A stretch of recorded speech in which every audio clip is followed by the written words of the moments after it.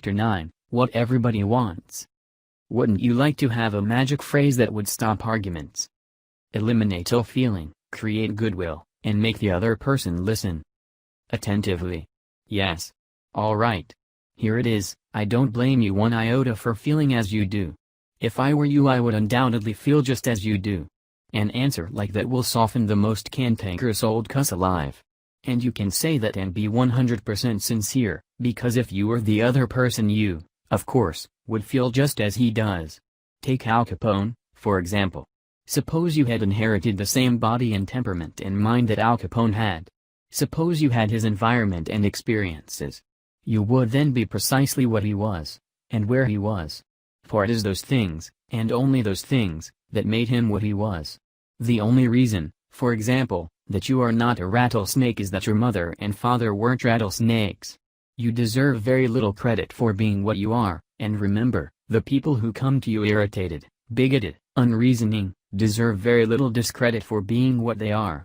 Feel sorry for the poor devils. Pity them. Sympathize with them. Say to yourself, there, but for the grace of God, go I. 3/4 of the people you will ever meet are hungering and thirsting for sympathy. Give it to them, and they will love you. I once gave a broadcast about the author of Little Women, Louisa May Alcott. Naturally, I knew she had lived and written her immortal books in Concord, Massachusetts. But, without thinking what I was saying, I spoke of visiting her old home in Concord, New Hampshire. If I had said New Hampshire only once, it might have been forgiven. But, alas and alack, I said it twice. I was deluged with letters and telegrams, stinging messages that swirled around my defenseless head like a swarm of hornets. Many were indignant. A few insulting. One colonial dame, who had been reared in Concord, Massachusetts, and who was then living in Philadelphia, vented her scorching wrath upon me. She couldn't have been much more bitter if I had accused Miss Alcott of being a cannibal from New Guinea. As I read the letter, I said to myself, thank God, I am not married to that woman. I felt like writing and telling her that although I had made a mistake in geography, she had made a far greater mistake in common courtesy. That was to be just my opening sentence. Then I was going to roll up my sleeves and tell her what I really thought. But I didn't. I controlled myself. I realized that any hot-headed fool could do that, and that most fools would do just that. I wanted to be above fools. So I resolved to try to turn her hostility into friendliness. It would be a challenge, a sort of game I could play. I said to myself, after all, if I were she, I would probably feel just as she does. So, I determined to sympathize with her viewpoint. The next time I was in Philadelphia, I called her on the telephone.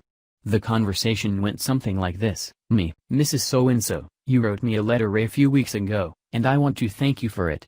She, in incisive, cultured, well-bred tones, to whom have I the honor of speaking? Me, I am a stranger to you. My name is Dale Carnegie. You listened to a broadcast I gave about Louisa May Alcott a few Sundays ago, and I made the unforgivable blunder of saying that she had lived in Concord, New Hampshire.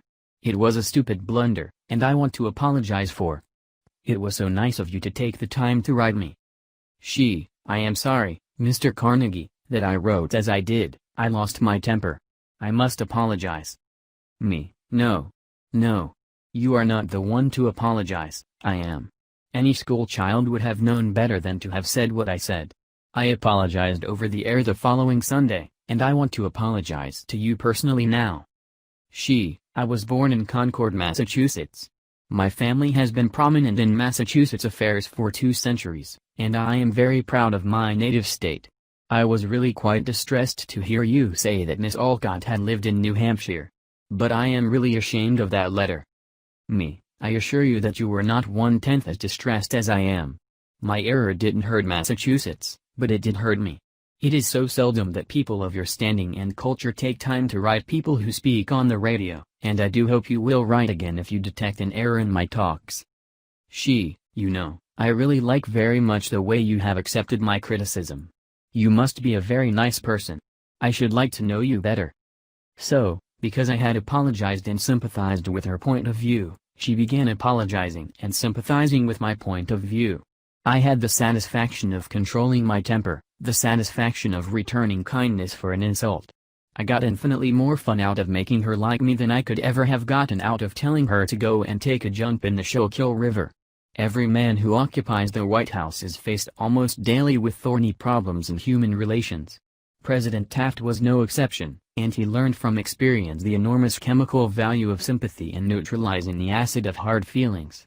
In his book Ethics in Service, Taft gives rather an amusing illustration of how he softened the ire of a disappointed and ambitious mother. "A lady in Washington," wrote Taft, "whose husband had some political influence, came and labored with me for 6 weeks or more to appoint her son to a position. She secured the aid of senators and congressmen in formidable number and came with them to see that they spoke with emphasis.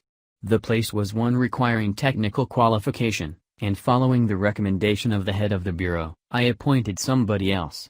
I then received a letter from the mother, saying that I was most ungrateful, since I declined to make her a happy woman as I could have done by a turn of my hand. She complained further that she had labored with her state delegation and got all the votes for an administration bill in which I was especially interested, and this was the way I had rewarded her. When you get a letter like that, the first thing you do is to think how you can be severe with a person who has committed an impropriety, or even been a little impertinent. Then you may compose an answer. Then if you are wise, you will put the letter in a drawer and lock the drawer. Take it out in the course of 2 days. Such communications will always bear 2 days' delay in answering, and when you take it out after that interval, you will not send it. That is just the course I took. After that, I sat down and wrote her just as polite a letter as I could, telling her I realized a mother's disappointment under such circumstances, but that really the appointment was not left to my mere personal preference, that I had to select a man with technical qualifications, and had, therefore, to follow the recommendations of the head of the bureau. I expressed the hope that her son would go on to accomplish what she had hoped for him in the position which he then had. That mollified her, and she wrote me a note saying she was sorry she had written as she had. But the appointment I sent in was not confirmed at once, and after an interval I received a letter which purported to come from her husband, though it was in the same handwriting as all the others. I was therein advised that, due to the nervous prostration that had followed her disappointment in this case, she had to take to her bed and had developed a most serious case of cancer of the stomach. Would I not restore her to health by withdrawing the first name and replacing it by her son's? I had to write another letter, this one to the husband, to say that I hoped the diagnosis would prove to be inaccurate, that I sympathized with him in the sorrow he must have in the serious illness of his wife, but that it was impossible to withdraw the name sent in. The man whom I appointed was confirmed, and within 2 days after I received that letter, we gave a musicale at the White House. The first 2 people to greet Mrs. Taft and me were this husband and wife, though the wife had so recently been an articulo mortis. J. Mangum represented an elevator-escalator maintenance company in Tulsa, Oklahoma, which had the maintenance contract for the escalators in one of Tulsa's leading hotels. The hotel manager did not want to shut down the escalator for more than 2 hours at a time because he did not want to inconvenience the hotel's guests. The repair that had to be made would take at least 8 hours, and his company did not always have a specially qualified mechanic available at the convenience of the hotel. When Mr. Mangum was able to schedule a top-flight mechanic for this job, he telephoned the hotel manager, and instead of arguing with him to give him the necessary time, he said, "Rick, I know your hotel is quite busy and you would like to keep the escalator shutdown time to a minimum. I understand your concern about this, and we want to do everything possible to accommodate you. However, our diagnosis of the situation shows that if we do not do a complete job now, your escalator may suffer more serious damage, and that would cause a much longer shutdown. I know you would not want to inconvenience your guests for several days." The manager had to agree that an 8-hour shutdown was more desirable than several days. By sympathizing with the manager's desire to keep his patrons happy, Mr. Mangum was able to win the hotel manager to his way of thinking easily and without rancor. Joyce Norris, a piano teacher in St. Louis, Missouri, told of how she had handled a problem piano teachers often have with teenage girls. Babette had exceptionally long fingernails. This is a serious handicap to anyone who wants to develop proper piano playing habits. Mrs. Norris reported, "I knew her long fingernails would be a barrier for her in her desire to play well. During our discussion prior to her starting her lessons with me, I did not mention anything to her about her nails. I didn't want to discourage her from taking lessons, and I also knew she would not want to lose that which she took so much pride in and such great care to make attractive." After her first lesson, When I felt the time was right, I said, "Babette, you have attractive hands and beautiful fingernails.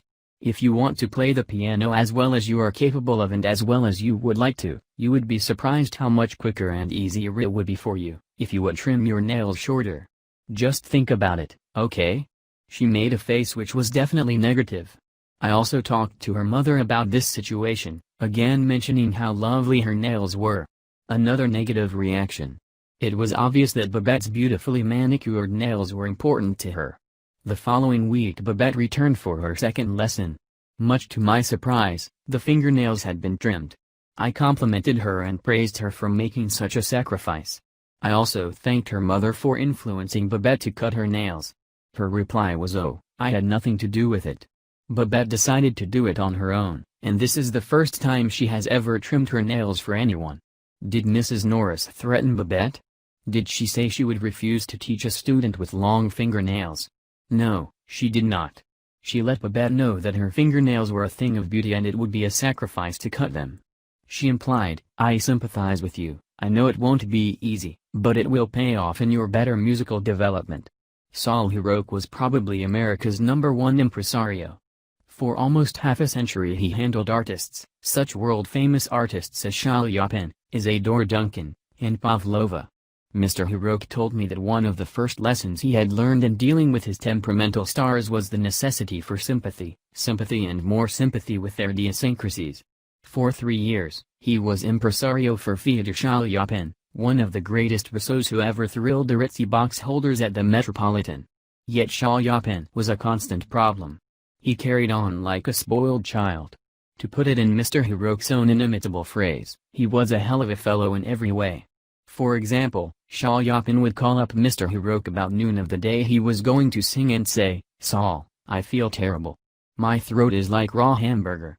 It is impossible for me to sing tonight." Did Mr. Hiroque argue with him? Oh, no. He knew that an entrepreneur couldn't handle artists that way. So he would rush over to Chopin's hotel, dripping with sympathy. "What a pity," he would mourn. "What a pity. My poor fellow. Of course, you cannot sing. I will cancel the engagement at once. It will only cost you a couple of $1,000, but that is nothing in comparison to your reputation." Then Chopin would sigh and say, "Perhaps you had better come over later in the day. Come at 5 and see how I feel then." At 5 o'clock, Mr. Hiroque would again rush to his hotel, dripping with sympathy. Again he would insist on canceling the engagement and again Chopin would sigh and say, "Well, maybe you had better come to see me later. I may be better then." At 7:30 the great basso would consent to sing, only with the understanding that Mr. Hiroque would walk out on the stage of the Metropolitan and announce that Chopin had a very bad cold and was not in good voice. Mr. Hiroque would lie and say he would do it, for he knew that was the only way to get the basso out on the stage. Dr. Arthur I. Gates said in his splendid book Educational Psychology, "Sympathy the human species universally craves. The child eagerly displays his injury, or even inflicts a cut or a bruise in order to reap abundant sympathy. For the same purpose adults show their bruises, relate their accidents, illness, especially details of surgical operations. Self-pity for misfortunes real or imaginary is, in some measure, practically a universal practice.